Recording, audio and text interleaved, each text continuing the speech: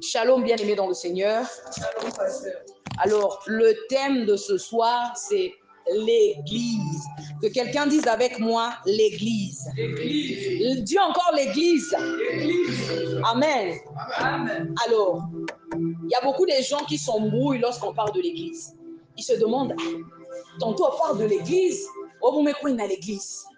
Est-ce que quand on dit que vous mettez dans l'Église, on comprend réellement ce que c'est que l'Église? Amen. De fois, on parle de l'Église comme corps du Christ.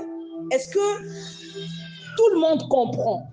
Mais par la grâce de Dieu ce soir, le Seigneur va nous parler, il va nous enseigner, il va nous parler de l'Église. Alors, c'est quoi l'Église? Du mot grec « ecclesia » qui veut dire « assemblée ». Amen. Il y a une nuance entre l'Église qui est l'ensemble des croyants qui constituent le corps de Christ, c'est-à-dire l'ensemble des membres du corps du Christ qui forment le corps du Christ, encore appelé épouse, et l'Église qui est une extension de l'Église. Amen. Et je vais prendre un exemple. C'est comme si on parlait du ministère Bethesda et de ses extensions. Par exemple, si on avait des cellules, on allait parler du ministère Bethesda dans l'ensemble et des extensions du ministère Bethesda. Amen. C'est de cette façon-là dont on parle de l'Église. L'Église, en général, l'Église en elle-même, c'est ce qu'on appelle par l'assemblée des saints. C'est-à-dire l'ensemble, le rassemblement des membres du corps de Christ. C'est ça qu'on appelle par l'Église, le rassemblement des croyants. Amen. C'est ça qu'on appelle par l'Église, l'épouse. Maintenant, un certain groupe, c'est-à-dire les groupes que nous formons, par exemple, ici le ministère Bethesda, le rassemblement, le nombre de personnes qui sont ici, nous formons une église. Arche de Noé forme une église. La conquête forme une église. Mais l'ensemble, amen, de tous les membres du corps du Christ forme le corps de Christ qui est l'église ou encore l'épouse. Amen. Pour plus de compréhension, on va aller dans Éphésiens chapitre 5 à partir du verset 23. J'aimerais que quelqu'un lise dans l'assemblée Éphésiens 5 du verset 23 au verset 27.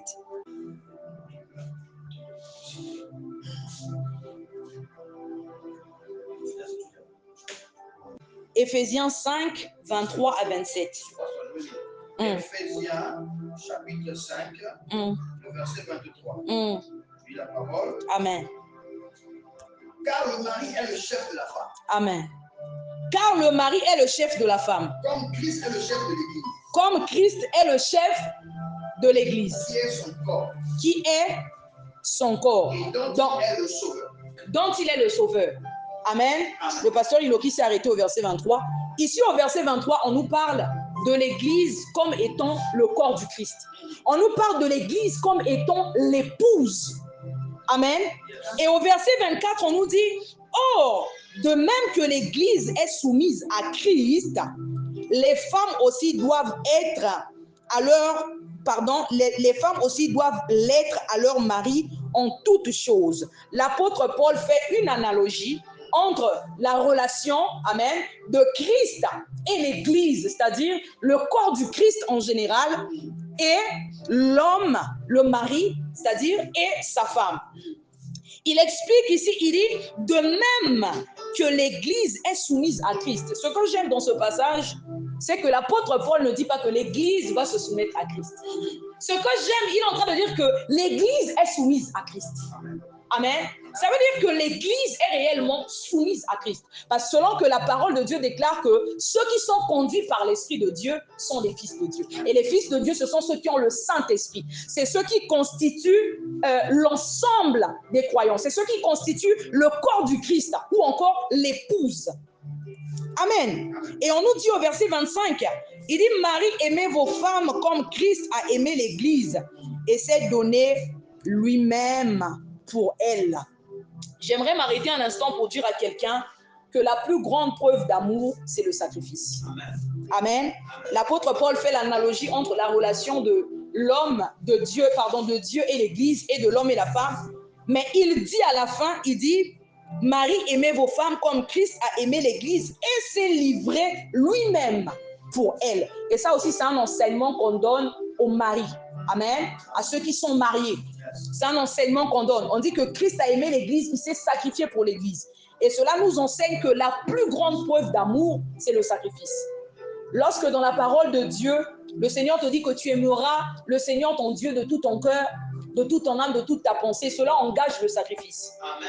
On ne peut pas marcher avec Dieu et ne pas être en mesure de poser des actes qui démontrent qu'on aime réellement Dieu.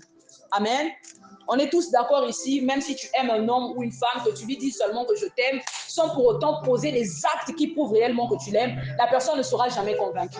Et Christ, pour nous démontrer, Dieu pour nous démontrer son amour, qu'est-ce qu'il a fait? On nous dit que Christ s'est donné. Il s'est donné pour son épouse. Il s'est donné pas seulement pour les membres du ministère Bethesda, mais il s'est donné pour l'ensemble. Amen. Ce qu'on écrit souvent épouse avec grand E. L'épouse.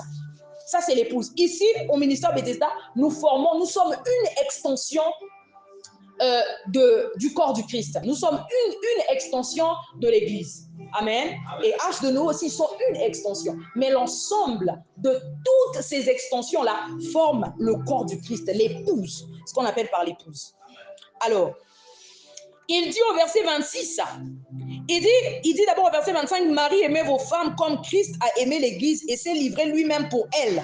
Verset 26, afin de la sanctifier par la parole, par la parole après l'avoir purifiée par le baptême d'eau. Le verset 26 montre la confirmation et au travers de ce passage, l'apôtre Paul nous montre que le baptême d'eau, c'est le symbole de la purification. Amen. Et le baptême du Saint-Esprit est celui de la régénération. C'est le baptême de la régénération. Il dit afin de la sanctifier. Donc Christ s'est donné pour sanctifier l'Église. La raison pour laquelle Christ s'est donné, c'est pour sanctifier l'Église. Amen. Et il dit afin de la sanctifier par la parole après l'avoir purifiée par le baptême d'eau. Verset 27. Afin de faire paraître devant lui cette Église glorieuse et sans tache. Que quelqu'un acclame pour la parole de Dieu avant que je ne continue à décrire. Ça, c'est ce qu'on appelle par la vision de Dieu. La vision de Dieu pour l'Église. Si on te demande quelle est la vision de Dieu pour l'Église, c'est cette parole d'Éphésiens 5, principalement le verset 27. Il dit, je commence à partir du verset 25, il dit, Marie, aimez vos femmes comme Christ a aimé l'Église et s'est livré lui-même pour elle, afin de la sanctifier par la parole après l'avoir purifiée par le baptême d'eau, afin de faire paraître devant lui. Donc là, on te parle de la raison pour laquelle Christ s'est donné. Amen. On te parle là de ce qu'on appelle par la vision de Dieu pour l'Église. Il dit afin de faire paraître devant lui cette Église glorieuse et sans tache, ni ride, ni rien de semblable, mais sainte et irrépréhensible, c'est-à-dire irréprochable. Ça, c'est la vision de Dieu pour l'Église. Donc, ce que Dieu veut de toi, amen, de tous les chrétiens, de toi, de moi, de tous les chrétiens en général, Dieu veut d'une Église, amen, glorieuse, que quelqu'un dise avec moi, glorieuse, sans tache, ni ride, ni rien de semblable, mais sainte et irrépréhensible. Amen, on acclame pour la parole de Dieu. Ça, c'est la vision de Dieu pour l'Église. Voilà pourquoi, en tant que croyant, tu dois te sanctifier pour le Seigneur. La Bible dit, vous serez saints car je suis saint. Tu dois te sanctifier pour Dieu. Parce que ton corps est le temple de Dieu. Je vais expliquer ça tout à l'heure. Amen. On doit se sanctifier. Ça, c'est la vision de Dieu pour l'Église. Voilà pourquoi, tant que l'Église n'a pas encore, même les extensions là, en tant que même conducteur, tu sens que l'Église, c'est-à-dire l'Église n'est pas encore arrivée à un certain niveau de sanctification. Il faut emmener les chrétiens à comprendre qu'il est important de se sanctifier pour le Seigneur. Amen. On va aller dans Romains chapitre 16 à partir du verset 3. On va lire dans Romains 16 à partir du verset 3. La Bible dit, saluez Prisca et Aquilas. Ça, c'est l'apôtre Paul qui parle. Et j'avoue que la première fois que j'avais lu ce chapitre, j'étais embrouillée. Pourquoi? Parce que je me disais que la femme d'Aquilas, c'est, comment on l'appelle? C'est Priscille. Pourquoi est-ce qu'ici on met Prisca? Donc Aquilas avait changé de femme. Amen. Ça, c'est la question qui m'avait traversée. Lorsque l'apôtre Paul, dans sa lettre à l'église de Romains, dit, à l'église qui était à Rome, il dit, saluez Prisca et Aquilas, ça m'avait embrouillé. Prisca veut tout simplement dire Priscille, c'est la même chose. Amen. En grec, ça veut dire Priscilla, qui veut dire petite vieille. Et on nous dit ici, l'apôtre Paul dans sa lettre dit, saluez Prisca et Aquilas, mes compagnons d'œuvre en Jésus-Christ. Et Priscille et Aquilas dont on parle ici, c'est le couple chez qui l'apôtre Paul avait logé durant son séjour à Corinthe. On trouve cette parole dans Actes chapitre 18 à partir du verset 1. Et on nous dit aussi dans Acte 18 qu'ils étaient des compagnons d'œuvre de l'apôtre Paul. Donc, ils travaillaient ensemble. C'était un couple. Et ça aussi, c'est pour répondre aux gens qui combattent le ministère de la femme. Amen. Ici, on parle de Priscille et Aquilas. C'était un couple qui travaillait avec l'apôtre Paul. Ils travaillaient pour l'évangile. Amen. Et même, je crois, c'est dans, je ne sais plus, c'est dans Acte combien où on parle de Timothée. On parle de Priscille et Aquilas qui exposaient les Écritures, qui parlaient, qui enseignaient Timothée la parole de Dieu. On parlait du couple. On ne parle pas seulement de l'homme, mais on parle du couple qui enseigne, qui expose la parole de Dieu à Timothée. Et on nous dit, l'apôtre Paul dit, saluez Prisca et Aquilas, mes compagnons d'œuvre en Jésus-Christ. Il dit qui ont exposé leur tête pour sauver ma vie. Ce n'est pas moi seul qui leur rend témoignage, ce sont encore toutes les églises des païens. Verset 5, il dit, saluez aussi l'église qui est dans leur maison. Ah, que quelqu'un dise avec moi, l'église qui est dans leur maison. Non, on acclame pour le Seigneur. Je te sens pas, je te sens pas, je te sens pas. Bien-aimé, si l'église est un bâtiment, comment l'apôtre Paul, dans sa lettre, peut leur demander de saluer l'église qui est dans leur bâtiment? Dans le bâtiment qui est dans leur bâtiment. Tu comprends par là que l'église, ce n'est pas un bâtiment. Amen. Si l'église était un bâtiment, comme la plupart d'entre nous pensions autrefois, ça veut dire que l'apôtre Paul demandait, amen, dans sa lettre, à ce qu'on salue, il dit saluer les saints ainsi que l'église qui est dans leur maison. Donc il demandait à ce qu'on salue le bâtiment et le bâtiment qui est dans leur maison. Amen. Le fait qu'on parle de l'église qui est dans leur maison, tu comprends par là que l'église n'est pas un bâtiment. La Bible dit dans Colossiens chapitre 4, à partir du verset 15, on va lire. Dans Colossiens 4, au verset 15, on te dit, saluez les frères qui sont à Laodicée et Nymphase et l'église qui est dans sa maison. Tu comprends ici que l'église n'est pas un bâtiment. On te parle de l'église qui est dans la maison de quelqu'un. C'est quoi finalement l'église? Tu comprends que l'église est loin d'être un bâtiment. L'église, c'est une assemblée des saints. Et le mot assemblée veut dire réunion d'un certain nombre de personnes dans un lieu.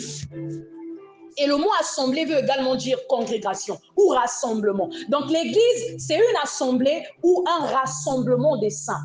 Voilà pourquoi quelqu'un qui arrive ici et qui sous-estime ce ministère n'a rien compris. Parce que l'église, c'est un rassemblement des saints. C'est une assemblée des saints. Amen. Ce qui fait une église, c'est les croyants rassemblés dans un lieu. Donc même si on se déporte d'ici, on ne va plus appeler cet endroit église.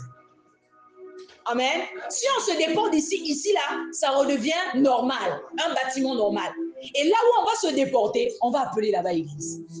Ça veut dire que ce qui fait une église, c'est les croyants rassemblés en un lieu quelconque.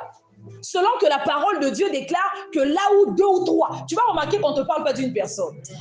On te parle de 2 ou 3, on te parle d'une assemblée. Lorsqu'on te parle de 2 ou 3 qui s'assemblent au nom de Jésus, on te parle des saints. Ce sont des saints qui s'assemblent au nom de Jésus. Là où 2 ou 3 s'assemblent en mon nom, je suis au milieu d'eux. Dieu se trouve où? Dieu réside où? Au milieu, dans l'église. Amen. Amen.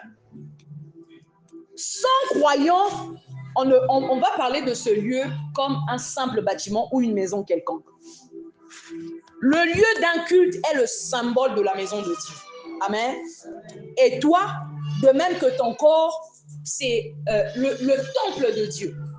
Parce qu'en vous parlant tout à l'heure, j'ai dit que sans croyants, on va appeler ce bâtiment un simple bâtiment. Et j'ai dit que ce qui fait une église, c'est les croyants rassemblés en un lieu quelconque, c'est-à-dire n'importe où. Pourquoi je parle de lieu quelconque? Simplement parce que c'est la présence de Dieu qui sanctifie un lieu. Un lieu, j'ai expliqué sur le groupe que on ne va pas appeler un endroit église parce qu'on brûle de l'encens là-bas. On ne va pas appeler un lieu église parce qu'on verse de l'eau bénite. On ne va pas appeler un lieu église parce qu'on allume des bougies. Amen. Ce qui sanctifie un lieu, c'est les croyants. Pourquoi? Selon la parole de Matthieu 18, verset 20, là où 2 ou 3 s'assemblent au nom de Jésus, Dieu est là. Le Seigneur est là au milieu d'eux. C'est ça qui fait l'église.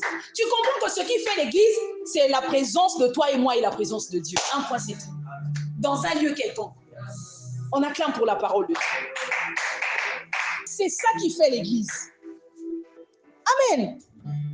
Ce qui sanctifie un lieu, c'est la présence de Dieu. Nous voyons cette parole dans Exode chapitre 3 au verset 5. Dieu dit à Moïse, ôte les souliers de tes pieds, car le lieu sur lequel tu te tiens est une terre sainte. À quel moment c'était une terre sainte? Dès le moment où Dieu y était. Tu comprends que c'est la présence de Dieu qui sanctifie un lieu. Amen. Les rites ne sont que le symbole d'un culte qu'on rend à Dieu. Là où on peut mettre des bougies. Et puis, il ne faut pas oublier que Dieu comprend ces choses. Amen. La Bible déclare que Dieu tient compte des temps de l'ignorance. C'est-à-dire, quand tu n'as pas encore une intelligence, je ne sais pas si, quand tu n'es pas encore éclairé, Dieu te comprend. Ces rites-là qu'on peut faire, verser de l'eau, allumer des bougies, faire ces choses, ne sont que le symbole d'un culte qu'on rend à Dieu. Et nous savons que le culte, ou encore l'adoration, parce que un culte, ce sont des honneurs qu'on rend à Dieu. Amen. J'ai expliqué lorsque j'ai fait l'étude sur l'adoration, que l'adoration était un culte. Lorsqu'on parle d'un culte, on parle de l'adoration. Rendre un culte, c'est l'action d'adorer. Et nous savons que l'adoration attire la gloire de Dieu. Donc ces choses-là, les rites que les gens font, ce n'est pas ça qui sanctifie en réalité ces lieux. C'est la présence de Dieu. Par contre, ce qu'ils font, ces cultes-là, c'est une façon d'honorer Dieu. De l'encens qu'on peut brûler, des bougies ou encore de l'eau bénite. Ces cultes ou encore, ces rites qui sont un culte que les gens font à Dieu, c'est comme une adoration qui attire la gloire de Dieu. Est-ce que vous savez que l'adoration attire la gloire de Dieu? Voilà pourquoi Dieu comprend les personnes qui font ces choses-là. Dieu les comprend. Amen. Dieu les comprend. Ces choses, ces rites ne sont que l'image d'un culte qu'on rend à Dieu. Toi et moi, nous avons compris cette parole qui dit que l'heure vient et elle est déjà venue où les vrais adorateurs adoreront le Père en esprit et en vérité. Toi et moi, nous avons compris que l'adoration avec Dieu, c'est entre ton esprit et l'esprit de Dieu. Amen. On adore Dieu par l'esprit. On rend à Dieu un culte par l'esprit. Mais il y a des gens qui ont encore besoin de comprendre ces choses. Et dans les rites qu'ils font, Dieu les comprend. C'est là où tu vas voir quelqu'un dire « Ah, mais vous n'approuvez pas des bougies, mais moi, je prie avec des bougies, je vis des choses extraordinaires. » C'est normal. Amen. Ces rites-là sont le symbole du culte que la personne rend à Dieu. Amen. Et nous voyons ces choses dans le livre d'Exode. Amen. Que ce soit dans Exode, que ce soit dans Nombre, nous voyons ces choses. Voilà pourquoi il ne faut pas condamner des gens parce que non, un tel prie avec des bougies, un tel brûle de l'encens. Ne condamne pas. Parce que Dieu comprend la personne. Ces rites-là ne sont que l'image de l'adoration. Toi, tu descends, tu dis Seigneur, je te loue, je t'adore. Tu honores Dieu. Et la personne, en brûlant son encens, elle fait la chose en l'honneur de Dieu. C'est un culte que la personne rend à Dieu. Et Dieu comprend la personne. Et la gloire de Dieu descend aussi. Amen. J'avais dit apôtre, moi je ne peux plus rentrer dans les critiques aux catholiques ou les protestants.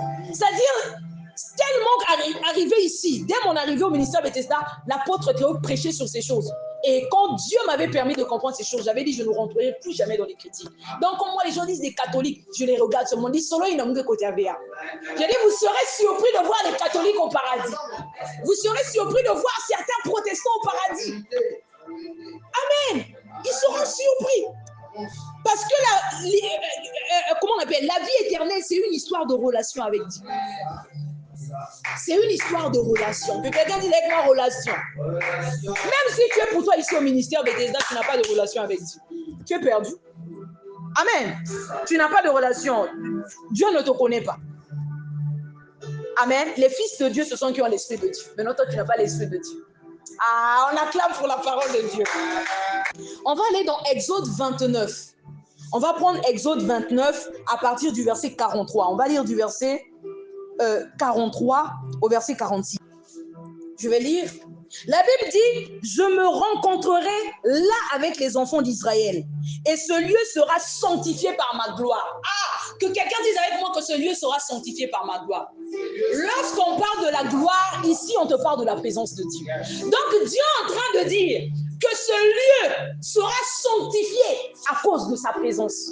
C'est là où tu comprends que ce qui sanctifie un Dieu, c'est-à-dire même lorsque la personne fait des choses, hein, lorsque les gens font ces rites-là, je vous ai dit que Dieu les comprend. Amen. C'est une façon de rendre un culte. C'est un culte que ces personnes-là rendent à Dieu. Ce sont des honneurs. C'est ce qu'on appelle par l'adoration. Et Dieu les comprend. Et qu'est-ce qui se passe? Cela attire la gloire de Dieu. Et lorsque la gloire de Dieu descend, ce lieu devient sanctifié. Toi, tu serais étonné, tu vas dire, mais pourtant on brûle de l'onction là-bas. On brûle de l'encens là-bas. On allume des bougies. Ah oui! Ce lieu est sanctifié à cause de la présence de Dieu. De Dieu qui comprend ces personnes-là. Ah, cette parole. Est-ce qu'on peut encore acclamer pour Jésus? Je me rencontrerai là avec les enfants d'Israël et ce lieu sera sanctifié à cause de ma gloire. Je sanctifierai la tente d'assignation et l'autel. Je sanctifierai Aaron et ses fils pour qu'ils soient à mon service dans le sacerdoce. Je vais m'arrêter là. J'ai envie de te dire que Dieu, avant de t'appeler dans son service, il te sanctifie. C'est-à-dire, même quand toi, tu n'as pas vu, Dieu t'avait d'avance sanctifié. Amen. Il te sanctifie par sa présence dans ta vie. Il te sanctifie par son esprit. On te dit ici, il dit, je sanctifierai la tente d'assignation et l'autel. Je sanctifierai Aaron et ses fils pour qu'ils soient à mon service dans le sacerdoce. Verset 45, j'habiterai au milieu des enfants d'Israël. Donc tu vois que Dieu met toutes ces choses-là en place avant de venir habiter au milieu des enfants d'Israël. Il commence d'abord par sanctifier le lieu. Il sanctifie ses serviteurs. Et c'est à partir de là qu'il vient habiter. Il vient habiter en ses serviteurs. C'est ça qu'on appelle par l'Église. Ah, est-ce que tu comprends ce que je suis en train de dire? Dieu commence en disant que je me rencontrerai là avec les enfants d'Israël et ce lieu sera sanctifié. Donc on te parle d'un lieu ordinaire. Il dit qu'il va se rencontrer. Donc il viendra là-bas. Il dit que sa présence va sanctifier le lieu. Et il dit au verset 24, je sanctifierai la tente. C'est-à-dire sa présence va sanctifier la tente d'assignation et l'autel. Il dit je sanctifierai Aaron et ses fils. Donc sa présence va sanctifier ses serviteurs. Il dit dans la suite, pour qu'ils soient à mon service dans le sacerdoce. Verset 47, j'habiterai au milieu des enfants d'Israël et je serai leur Dieu. C'est ça l'Église. Amen. C'est ça l'Église. Il dit au verset 46, ils connaîtront que je suis l'Éternel. C'est-à-dire juste après, il va se révéler à eux. Il dit, connaîtront que je suis l'Éternel leur Dieu, qui les ai fait partir du pays d'Égypte pour habiter au milieu d'eux. Je suis l'Éternel Dieu. Tu comprends par là que Dieu te sort de l'Égypte, c'est-à-dire de la vie de péché, pour habiter au milieu de toi. Dieu t'a sorti du monde pour habiter au milieu de toi. Voilà pourquoi tu dois te sanctifier. La raison pour laquelle tu dois te sanctifier, tu dois le faire pour Dieu. Pour Dieu qui doit habiter au milieu de toi. Il y a des choses que tu fais, tu es en quelque sorte en train de repousser Dieu. Parce que la Bible dit que Dieu est saint. Quand tu vas dans la masturbation, dans la pornographie, dans l'impudicité, tu repousses Dieu. Parce que Dieu est saint. Et la présence de Dieu dans ta vie, c'est là où c'est ça qui te sanctifie. C'est là où tu vas voir que depuis que tu avais reçu l'Esprit de Dieu, depuis que Dieu habite en toi, il y a des choses que tu ne vis plus. Certains combats même t'ont lâché. C'est-à-dire on t'a pas imposé les mains. Il y a des choses qui se sont arrêtées. Des phénomènes étranges que tu vivais. Parce que Dieu t'a sanctifié. Le mari de nuit ne peut plus venir. Voilà pourquoi moi je dis cette histoire de mari de nuit, que Dieu nous aide à comprendre ces choses. Je me demande comment le temple de Dieu, quelqu'un quitte là-bas et puis il vient te faire certaines choses. Je ne comprends pas. Ça veut dire que toi tu t'es éloigné de Dieu. Amen. Ça veut dire que tu t'es éloigné de Dieu. Parce que moi qui vous parle, autrefois, je vivais ces phénomènes-là. Amen. Je ne sais pas à quel moment c'était parti du jour au lendemain, c'était fini. C'était fini. Et je me rappelle toujours que j'avais fait un rêve. J'ai vu quelqu'un, un membre de ma famille, qui venait vers moi. Je lui ai dit, toi, moi, je ne peux pas aller avec toi. Je lui ai répondu comme ça, parce que toi, tu es un tel. Je lui ai répondu comme ça. Et c'était fini, ça avait disparu ce phénomène. Voilà pourquoi, lorsque tu vis ces choses, on te fait certain nombre de choses. Tu dois augmenter, c'est-à-dire, tu dois monter dans ta relation avec Dieu. Tu dois chercher Dieu. Il y a des choses, ce n'est pas une imposition de main. Toi-même avec ton Dieu, cherche Dieu. Amen. C'est la présence de Dieu qui va sanctifier ta vie. Il dit, ils connaîtront que je suis l'Éternel. Ça, c'est quand il vient dans ta vie. Toi, tu sauras qu'il est l'Éternel. Il va tellement faire des choses dans ta vie que toi-même, quand tu vas te regarder, tu vas dire, Dieu est dans ma vie. Amen. Toi-même, tu sauras que Dieu est dans ma vie. Tu sauras que Dieu est dans ta vie. Il y a des choses que tu vivais. Tu vivais ça seul. C'est-à-dire quand tu vois la personne que tu deviens, tu dis non, quelque chose s'est passé. Même si on ne t'a pas prophétisé, même si tu n'as pas fait un rêve. Il y a des gens qui ont la grâce de faire des rêves. Dieu les montre leur délivrance. Moi, je voyais des étapes depuis que j'ai commencé à prier au ministère Bethesda. Voilà pourquoi j'avais dit, ne négligez pas la parole. Ne négligez pas les enseignements. Apôtre ne m'avait pas encore imposé les mains quand j'avais commencé à faire les rêves de délivrance. Amen. Je venais, il prêchait. Et le jour où il m'avait imposé les mains, je me rappelle, je disais quand je rentrais, je disais au frère Morel, c'est bizarre. On marche, mais j'ai l'impression qu'il y a quelqu'un derrière moi. Et j'avais commencé à ressentir des choses comme ça. Je marche, mais je sens qu'il y a quelqu'un qui est derrière. Tu sens vraiment qu'il y a quelqu'un qui est derrière. Amen. Tu dois monter dans ta relation avec Dieu. Est-ce que quelqu'un peut dire à son voisin, monte? Les choses, tu n'as pas besoin qu'on t'impose les mains. Amen. Juste toi-même avec ton Dieu. On va aller dans 2 Chroniques chapitre 7, à partir du verset 3. Alors, je vais lire. La Bible dit que lorsque Salomon eut achevé de prier, que quelqu'un dise avec moi, lorsque Salomon eut achevé de prier. Lorsque Salomon eut achevé de prier. La Bible dit que le feu descendit du ciel et consuma l'holocauste et les sacrifices. Et la gloire de Dieu, la gloire de l'Éternel remplit la maison. L'action dont on te parle qu'il a fini de prier, et après on te dit que lorsqu'il a fini de prier, on te dit que le feu est descendu et le feu a consumé les holocaustes et les sacrifices. Comment on appelle l'ensemble de tout ça? C'est ce qu'on appelle par un culte. Amen. Il a rendu un culte à Dieu. Et qu'est-ce qui s'est passé après? La Bible dit que la gloire de l'Éternel remplit la maison. Voilà pourquoi je vous ai dit que ces rites-là, ceux qui les pratiquent, Dieu les comprend. Amen. Dieu les comprend. Voilà pourquoi ce sont les gens aussi qui vivent la gloire de Dieu en faisant ces rites. Pourquoi? Parce que ces rites ne sont que le symbole de l'adoration. C'est un culte qu'ils rendent à Dieu. À l'époque, on brûlait des animaux, des holocaustes, des sacrifices. Mais aujourd'hui, ma bolomon-assi, les mains levées. Tu élèves ton âme à Dieu. Tu rends un culte à Dieu. Et cela attire la gloire de Dieu. Amen. On te dit que les sacrificateurs ne pouvaient entrer dans la maison de l'Éternel, car la gloire de l'Éternel remplissait la maison de l'Éternel. Ah, bien-aimé, la gloire de Dieu remplissait le temple, le culte. Que quelqu'un dise avec moi le culte. Le culte attire la gloire de Dieu. Ce qui sanctifie ces lieux, c'est la présence de Dieu. Et cette présence de Dieu là se manifeste au moment où toi et moi, à cause de la présence de toi et moi aussi. Amen. À cause de là où 2 ou 3 s'assemblent, Dieu vient au nom de Jésus. Il vient forcément. C'est forcé. Amen. C'est automatique. Là où 2 ou 3 s'assemblent, l'assemblée des saints, l'église.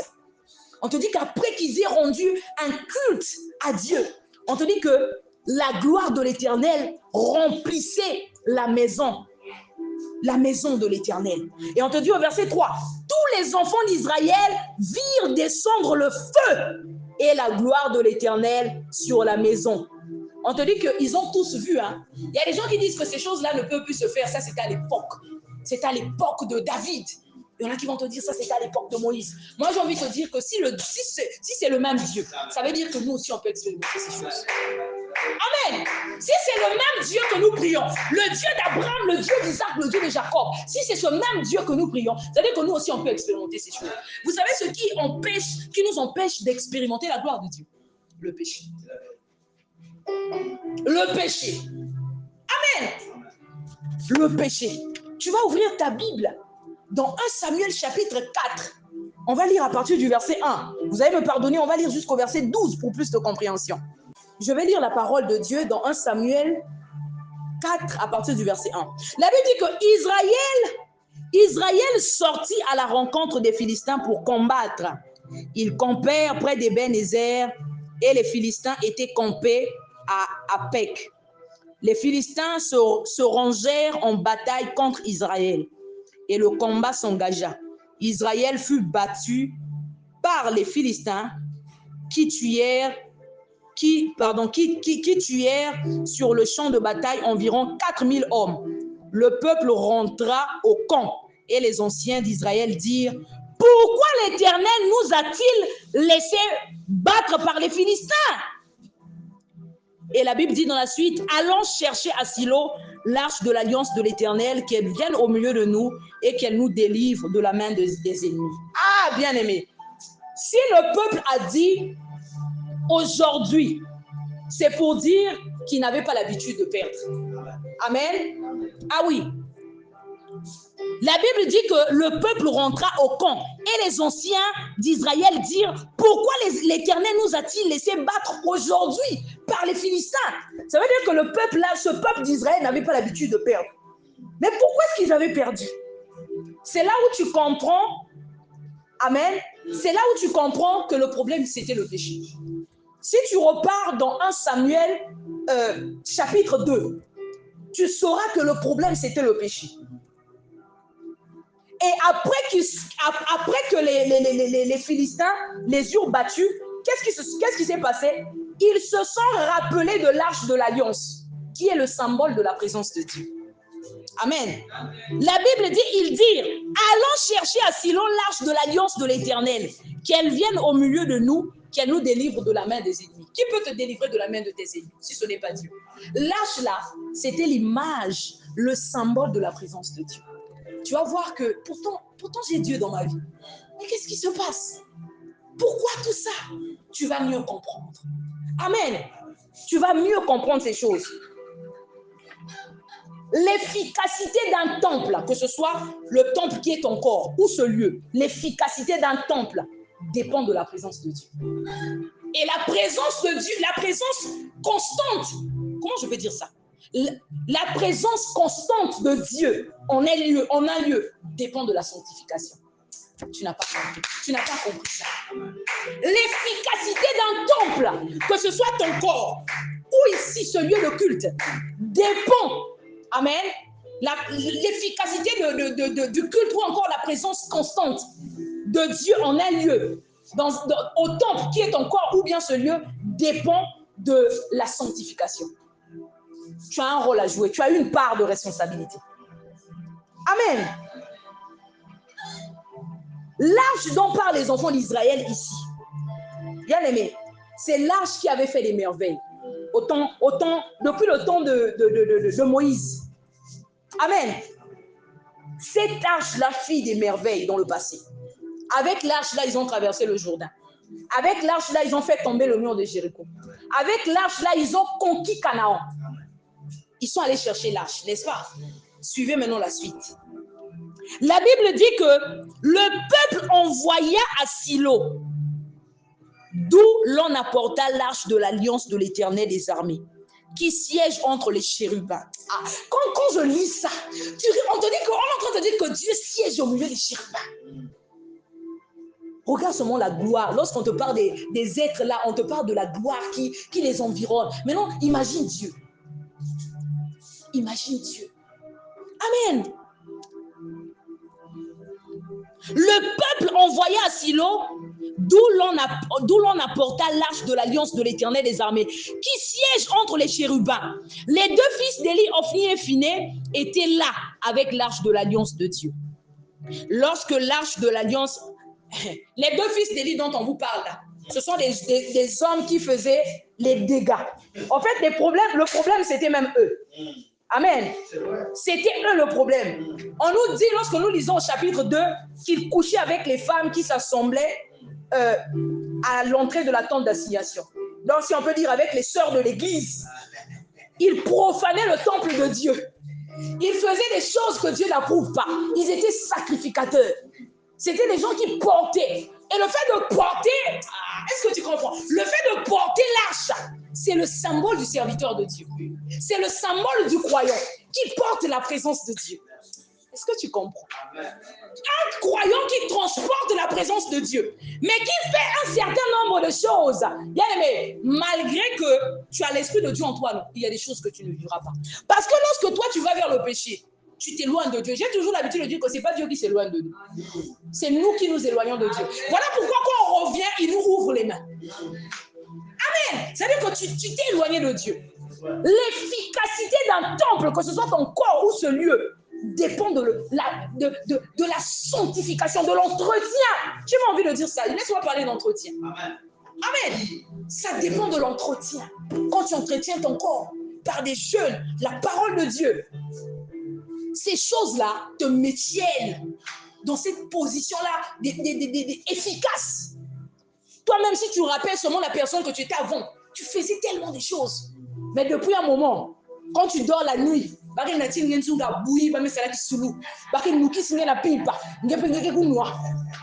matin, tu es cabossé, tu es fatigué. Alors qu'avant, ce n'était pas ça. Et on nous dit que le peuple envoya à Silo, d'où l'on apporta l'arche de l'alliance de l'Éternel des armées qui siège entre les chérubins. Les deux fils d'Élie, Ophni et Phiné, étaient là avec l'arche de l'alliance de l'Éternel. J'ai envie de dire que le fait que c'était des gens qui étaient en tête de l'assemblée. Bien aimé, toi en tant que leader, toi que Dieu a placé en tête, si tu tombes, il y a une chaîne de personnes qui peuvent tomber avec toi.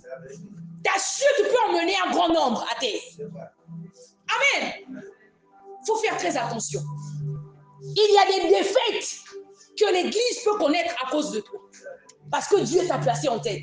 On voit ici des gens qui étaient en tête faisaient du n'importe quoi. Ils profanaient le temple, la maison de Dieu. À cause d'eux, le peuple a subi. Regardez ce qui s'est passé dans la suite. La Bible dit que lorsque l'arche de l'alliance de l'Éternel entra dans le camp, tout Israël poussa de grands cris de joie et la terre fut ébranlée. Vous savez pourquoi? Parce que Israël savait ce que l'arche avait fait dans le passé.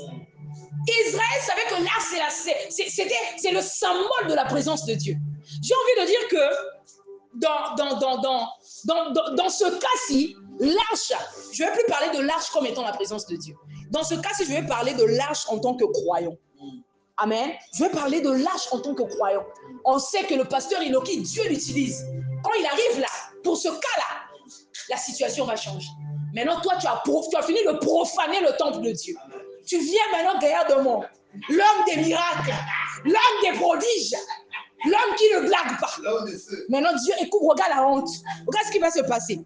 Lorsque l'arche de l'alliance de l'Éternel entra dans le camp, tout Israël poussa de grands cris de joie et la terre fut ébranlée. Et la Bible dit que le retentissement de ces cris fut entendu des Philistins. Et ils dirent, que signifient ces grands cris qui retentissent dans le camp des Hébreux? Et ils apprirent que l'arche de l'Éternel était arrivée au camp. Écoute la suite, hein. Les Philistins eurent peur. Quelqu'un dise moi les Philistins eurent peur. Ça, c'est des gens qui avaient entendu parler du pasteur Inoki à l'époque. Ça dit, lui, il ne blague pas. Lui, quand il arrive, avant de poser les mains, les démons fuient. L'homme de feu. Maintenant, ces gens ont appris que non, le pasteur Inoki arrive. Pour la situation là, l'homme de feu, quand il arrive, c'est compliqué. On pousse des cris de joie. Ça, c'est Arche de Noé, ministère de Bethesda. Pasta Yandina. Et la Bible dit, les Philistins eurent peur parce qu'ils crurent que Dieu était venu. Ici on te dit qu'ils crurent. Ça veut dire que Dieu n'était pas là. Ils crurent que Dieu... Est-ce que tu comprends cette parole? Les Philistins eurent peur parce qu'ils crurent que Dieu était venu dans le camp. Ça veut dire que malgré que l'arche était venue dans le camp, Dieu n'était pas là. Non, tu ne comprends pas. Ça veut dire que malgré le pasteur Inoki est arrivé l'homme de feu, Dieu n'est pas venu avec lui. Pourquoi? Le péché. Malgré ta présence. C'est-à-dire on te connaît comme la sœur Irène ne blague pas, la femme de feu. Tu arrives là, Ngoubou. Tu es venu, mais Dieu n'est pas venu avec toi. Voilà pourquoi dans ta marche avec Dieu, tu dois constamment te remettre en question. Amen. Tu dois constamment te remettre en question. J'entends souvent les gens dire Amen. J'aime pas trop ça. Amen. Dieu c'est nous qui nous éloignons de Dieu. Quand tu es parti de toi-même, comme l'enfant prodigue, quand tu reviens, lui, il a des mains comme ça, il a des mains ouvertes, il te reçoit. Que quelqu'un revienne à l'Éternel ce soir. Amen. Les Philistins eurent peur parce qu'ils crurent que Dieu était venu dans le camp. Ils dirent, malheur à nous, la Bible dit, malheur à nous, dirent-ils, car il n'en a pas été ainsi jusqu'à présent. Donc, depuis qu'on combattait là, hein, l'arche n'était pas là. Il n'y avait pas eu d'arche. Il y a une arche, mais je ne parle pas de l'arche de Noé. L'arche de Noé de pasteur Iloki. Amen. Fortifiez-vous et soyez des hommes philistins, de peur que vous ne soyez asservis aux Hébreux, comme ils ont été asservis. Soyez des hommes et combattez. Les Philistins livrèrent bataille et Israël fut battu. Malgré, on dirait que l'arche était arrivée. Bien aimé, avec l'arche là, ils avaient conquis Canaan. Mais on dirait que malgré que l'arche était arrivée, ils ont été battus. Pourquoi? Parce que l'arche était arrivée, mais la présence de Dieu n'était pas là. L'arche était arrivée, mais la présence de Dieu n'était pas là. C'est-à-dire qu'on peut nous connaître comme l'église. Le ministère Bethesda est connu comme une église, c'est une communauté. Mais dès lors que Dieu quitte ce lieu, c'est fini. Amen. Bien aimé, l'efficacité du temple dépend de quoi? L'entretien. L'efficacité de ton corps, la capacité à manifester l'extraordinaire, ça dépend de l'entretien. Tu dois t'entretenir. Le temple de Dieu doit être entretenu. Tu n'aimes pas jeûner, mais à cause de la présence de Dieu, tu es obligé. C'est la vérité. Lorsqu'on parle du programme de jeûne, toi, tu trouves pas, il y en a qui créent même des maladies. Des fois, il y a ceux qui montent même. Au moins, il y a l'estomac. Des fois, il y a l'estomac, mais jour il a l'estomac qui vient à salaire. Mais au fait, tu trompes Dieu, en fait. Maintenant, moi, le problème, moi, ça me fait quoi? Amen. Amen. Moi, ça va me faire quoi? Tu refuses de jeûner, c'est ton problème. Amen. Maintenant, j'aimerais te parler de la présence de Dieu. J'avais envie de mettre ça comme un sous-thème. La présence de Dieu. Bien aimé, il y a des principes qui régissent le monde spirituel. Que quelqu'un dise avec moi qu'il y a des principes qui régissent le monde spirituel. Il y a des principes qui régissent le monde spirituel. Le monde a deux réalités, ou encore deux dimensions, si on peut dire. Amen. Et il y a la dimension, ou encore la réalité physique, et la dimension, encore appelée réalité spirituelle. Tu vas ouvrir ta Bible dans Luc chapitre 9. On va lire du verset 28 au verset 35. Je lis la parole de Dieu. Environ 8 jours après qu'il eut dit ces paroles, Jésus prit avec lui Pierre, Jean et Jacques, et il monta sur la montagne pour prier. Pendant qu'il priait, l'aspect de son visage changea, et son vêtement devint d'une éclatante blancheur. Et voici 2 hommes s'entretenaient avec lui. Ici, les 2 hommes dont on vous parle là, on vous parle de Moïse et Élie. Amen. Et vous allez voir plus tard, on vous dit, lorsqu'on dit, et voici 2 hommes s'entretenaient avec lui. On vous précise que c'était Moïse et Élie. On sait tous que Moïse était mort. Amen. Élie était mort. Voilà pourquoi il faut éviter les critiques. Amen. Ici, on te parle de Jésus en train de s'entretenir avec 2 morts. Si moi je viens, je te dis que je n'ai pas évoqué les morts. Amen. Ah oui, Dieu condamne ça. On n'évoque pas les morts. Mais les morts là, les morts en Christ là, ils sont venus vers moi. Et moi je viens, je te dis que j'ai vu un tel et un tel. J'ai vu l'apôtre Paul. Ah, pasteur précis, il appelle vous qui va nous dire. Ah, mais c'est Paul. Ah, il y a un vous, mais comme des cracacs. Amen. Il y a des gens, qu'il y a des gens même qui ont peur de partager leur témoignage. Voilà pourquoi avant même de parler de tes expériences avec Dieu, il faut tenir compte de la maturité de la personne à qui tu veux dire ces choses. Amen. Il faut tenir compte de la maturité de la personne. Parce que tu peux me dire, Moumé ou quelqu'un, est-ce que Moumé croit? De fois, on a la fin. Depuis, il s'est dit, nous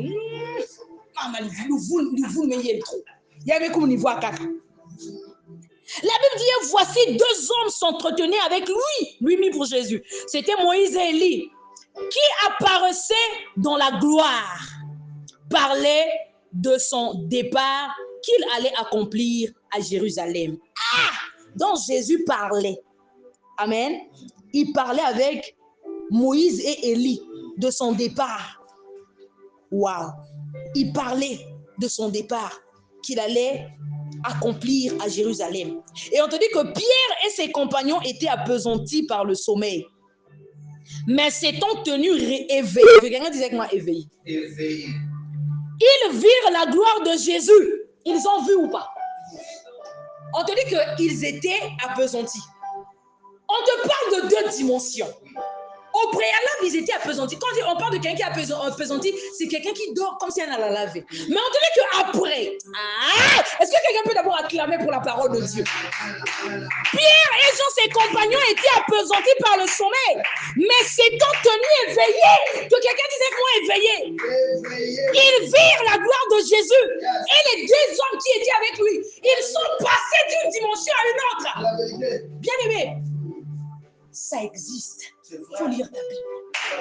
Dieu n'a pas changé. S'il y a des gens qui ont expérimenté ça ici, ne dis pas qu'ils vendent à Jésus. Non! Si quelqu'un vient de dire que j'ai vu le Seigneur, Jésus m'est apparu, pourquoi tu ne crois pas? Pourquoi tu ne crois pas? Dieu fait grâce à qui il veut. Il se révèle à qui il veut. La Bible dit, invoque-moi, je te répondrai. On parle, invoque-moi. Et il te dit dans la suite que demandez, l'on vous donnera. Cherchez et vous trouverez. Lorsque tu cherches Dieu, Dieu va se révéler à toi. Si j'ai cherché Dieu, Dieu s'est révélé à moi. Pourquoi quand je viens te dire que Dieu s'est révélé à moi, tu me dis je mens? Amen. Amen. Amen. Si tu cherches Dieu, il y a des choses que tu vas expérimenter. Et si on voit qu'ils sont passés d'une dimension à une autre, on te dit qu'au préalable, ils étaient appesantis par le sommeil. Amen. Appesantis par le sommeil. Mais s'étant tenus éveillés, ils virent la gloire de Jésus et les deux hommes qui étaient avec lui. Alléluia. Que quelqu'un dise avec moi la dimension de l'esprit. Que Dieu nous emmène d'une dimension à une autre. Que Dieu nous emmène de la dimension physique à la dimension spirituelle. Que Dieu nous emmène d'expérimenter ces choses. Tellement que je les désire. Je dis Seigneur, j'attends. Je m'attends à toi. Commence à désirer ces choses. Tu vas les expérimenter. Celui qui cherche, trouve. Amen. On va aller dans 2 Corinthiens 12. Du verset 2 au verset 4. C'est l'apôtre Paul qui parle, s'il vous plaît. Amen. Il dit, je connais un homme en Christ qui fut il y a 14 ans ravi jusqu'au 3e ciel. Si ce fut dans son corps, je ne sais. Si ce fut hors de son corps, je ne sais. Dieu le sait. Il dit, et je sais que cet homme, il répète encore en parenthèse, si ce fut dans son corps, ou si ce fut dans son corps, ou sans son corps, je ne sais. Mais Dieu le sait. Il dit, il fut enlevé dans le paradis et qu'il entendit des paroles ineffables qu'il n'est pas permis à un homme d'exprimer, c'est-à-dire de parler. Bien aimé, ces choses-là existent. Amen. Ce que je veux ce soir, c'est que Dieu nous ouvre l'esprit. Quelqu'un qui a un esprit ouvert ne refuse pas des choses dès qu'on lui dit on fait, il y a qu'elle vous nous. Non, il faut avoir un esprit, il faut avoir l'esprit ouvert. C'est ce que j'aimerais nous communiquer ce soir. Avoir l'esprit ouvert. Ne sois pas trop non. Moulen quoi avec moulen dit mon mieux que n'aime tout le cadena. Il y a qu'elle vous nous. Ici, l'apôtre Paul, il dit même si ce n'est dans son corps, je le sais. Si ce n'est sans son corps, je ne sais pas. Amen. Ce que tu ne sais pas, ce que tu ne connais pas, ne dis pas que ça n'existe pas. Amen. Parce que tu ne sais pas, ne dis pas que ça n'existe pas. Et pour finir, on va aller dans 2 Rois chapitre 6, on va lire du verset 28 au verset 17. 2 Rois 6, à partir du verset 8. Le roi de Syrie était en guerre avec Israël et dans un conseil qu'il tint avec ses serviteurs, il dit, mon camp sera dans un tel lieu. Mais l'homme de Dieu fit dire au roi d'Israël, garde-toi de passer dans ce lieu, car les Syriens y descendent. Verset 10, et le roi d'Israël envoya des gens pour s'y tenir en observation vers le lieu que lui avait mentionné et signalé l'homme de Dieu. Cela arriva non pas une fois, ni deux fois. Le roi de Syrie en eut le cœur agité. Il appela ses serviteurs et leur dit, ne voulez-vous pas me déclarer lequel de nous est pour le roi d'Israël? L'un de ses serviteurs répondit, personne, ô mon roi. Mais Élisée le prophète qui est en Israël rapporte au roi d'Israël les paroles que tu prononces dans ta chambre à coucher. Et le roi dit, allez et voyez où il est. Et je le ferai prendre. On vint lui dire, voici, il est à Dothan. Verset 14, il y envoya des chevaux, des chars et une forte troupe qui arrivèrent de nuit et qui enveloppèrent la ville. Le serviteur de l'homme de Dieu, amen, on te parle de Géasi. Le serviteur de l'homme de Dieu se leva de bon matin et sortit. Et voici une troupe entourait la ville avec des chevaux et des chars. Et le serviteur dit à l'homme de Dieu, ah mon Seigneur, comment ferons-nous? Verset 16. Il répondit, ne crains point, car ceux qui sont avec nous sont en plus grand nombre que ceux qui sont avec eux. Il y avait des gens où il est parti d'une dimension à une autre. Et la Bible dit dans la suite, Élisée pria et dit, Éternel, ouvre ses yeux pour qu'il voie. Et l'Éternel ouvrit les yeux du serviteur qui vit la montagne pleine de chevaux, et de chars de feu autour des... Est-ce que quelqu'un peut affirmer ces paroles? Voilà pourquoi en plein Dieu, tu le pasteur Iloki te dit, je vois les anges. Pasteur Iloki, que vous n'avez trop. Que vous n'avez trop. La dimension de l'esprit. Le monde a deux réalités. Amen. La réalité physique et la réalité spirituelle. La dimension physique et la dimension spirituelle. On voit ici Élisée passer d'une dimension à une autre. Et ce que Dieu, il a prié pour que son serviteur voie ce qu'il voyait. Oh, ma prière ce soir, c'est que Dieu nous donne à toi et moi de voir ce que voit son serviteur, l'apôtre Théo. Amen. Amen. La montagne était pleine de chars et de feu. Il y a peut-être quelqu'un qui s'inquiète en ce moment. On te donne une profession, on te dit ne t'inquiète pas, Dieu est avec toi. Toi tu dis ouais bien, moi bien. Et puis tu te fies à tes difficultés. Ah! Cesse d'être incrédule. On te dit que Dieu est là, il est là. Amen. Quelquefois, Dieu se révèle, c'est-à-dire quelquefois même la présence de Dieu, le silence de Dieu seulement, c'est la présence de Dieu. Amen. Le silence, c'est pas parce que je suis silencieuse que je suis pas là. Je suis là, mais je suis silencieuse. Pourquoi tu vas dire que non, pasteur Priscilla n'est pas là? Donc je suis obligée de parler. Amen. On te dit que Dieu est là. Ne t'inquiète pas, il est avec toi. Va, tu vas voyager, tu vas revenir. Il n'y aura rien. Toi, tu dis, Wapian, il est où? Dis à ton voisin la dimension de l'esprit. La Bible dit dans 2 Chroniques, chapitre 29, au verset 5. Écoutez-moi, Lévites. Maintenant, sanctifiez-vous. Sanctifiez la maison de l'Éternel. Bien aimé, est-ce que tu comprends cette parole? On te parle de la maison de l'Éternel. 2 Chroniques 29, le verset 5. Écoutez les Lévites. Lorsqu'on parle des Lévites, on parle des serviteurs de Dieu. On dit maintenant sanctifiez-vous. Amen. Alors qu'on sait tous que Dieu avait d'abord sanctifié les Lévites avant qu'ils ne commencent le service. Amen. Mais on demande ici aux Lévites de se sanctifier. C'est-à-dire que malgré que tu peux être là, tu es consacré, il y a des choses que tu peux faire qui peuvent te suivre. Amen. Sanctifiez-vous. On parle aux Lévites. Et on dit sanctifiez la maison de Dieu. C'est la maison de Dieu, n'est-ce pas? C'est là où Dieu réside, n'est-ce pas? Mais on demande quand même de la sanctifier. c'est une révélation profonde. Sanctifiez la maison de l'Éternel. Le Dieu de vos pères. Et mettez ce qui est impur hors du sanctuaire. Mettons ce qui est impur hors du sanctuaire. Séparons-nous de ce qui est impur. Amen.